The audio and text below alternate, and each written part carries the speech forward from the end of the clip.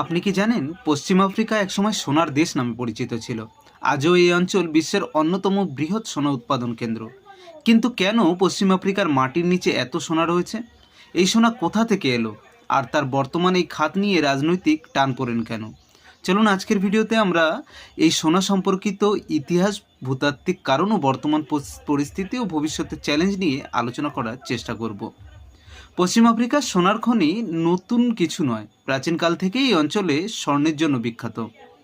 অষ্টম থেকে ত্রয়োদশ শতাব্দীর মধ্যে পশ্চিম আফ্রিকার ঘানা সাম্রাজ্য এত বেশি সোনা উৎপাদন করত যে একে বলা হতো ল্যান্ড অফ গোল্ড বা সোনার দেশ। এরপর আসে মালি সাম্রাজ্য। এই সাম্রাজ্যের সবচেয়ে বিখ্যাত সম্রাট মানসা মুসা ছিলেন বিশ্বের সবচেয়ে ধনী ব্যক্তি। ইতিহাস বলে 1324 সালে তিনি যখন হজে যান, তিনি এত সোনা বিতরণ করেছিলেন যে কায়রোতে স্বর্ণের মূল্য কমে গিয়েছিল। এরপর 16 থেকে 17 শতকে এই সাম্রাজ্যে সাংঘাই সাম্রাজ্যের এই সোনার উপর নির্ভরশীল হয়ে ওঠে। পঞ্চদশ ও ষোড়শ শতাব্দীতে ইউরোপীয় দেশগুলি, বিশেষ করে পর্তুগাল, ব্রিটেন ও ফ্রান্স আফ্রিকার সোনার উপর নজর দেয়। পরবর্তীতে ইউরোপীয় উপনিবেশ শক্তিগুলি আফ্রিকাকে নিয়ন্ত্রণ করে এবং খনিজ সম্পদের শোষণ শুরু করে। প্রশ্ন হচ্ছে, এই অঞ্চলে এত সোনা কোথা থেকে এলো? এর পিছনে কিছু ভূতাত্ত্বিক কারণ রয়েছে। পশ্চিম আফ্রিকার সাহেল অঞ্চল এবং আশেপাশের এলাকাগুলিকে ব্রিমিয়ান গ্রিনস্টোন বেল্ট নামের একটি বিশেষ ভূতাত্ত্বিক অঞ্চলের অংশ।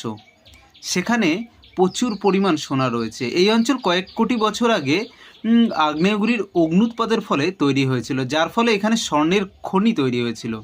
আজও মালি, বুর্কিনা ফাসো, ঘানা ও নাইজারে প্রচুর পরিমাণ সোনার খনি আবিষ্কৃত হচ্ছে। পশ্চিম আফ্রিকা বর্তমানে বিশ্বের 10.8% সোনা উৎপাদন করে।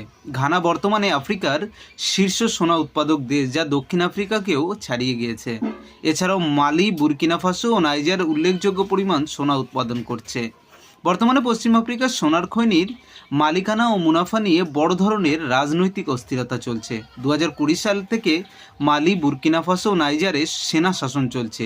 এই সামরিক সরকারগুলি দাবি করছে যে পশ্চিমা খনন কোম্পানিগুলি তাদের সোনার প্রকৃত মুনাফা থেকে বঞ্চিত করছে। তাই তারা পশ্চিমা কোম্পানিগুলোর উপর চাপ সৃষ্টি করছে, যাতে তাদের দেশের জনগণের জন্য আরও বেশি মুনাফা ভাগ করে।